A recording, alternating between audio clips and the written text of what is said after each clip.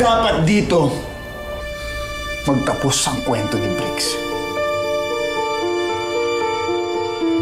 Dapat natin bigyan ng kahulugan ang kamatayan niya.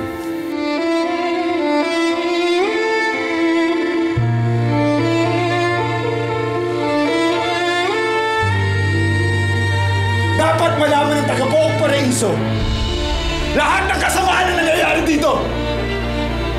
Dapat makita nila yung nangyari kay Briggs. Isang inosenteng bata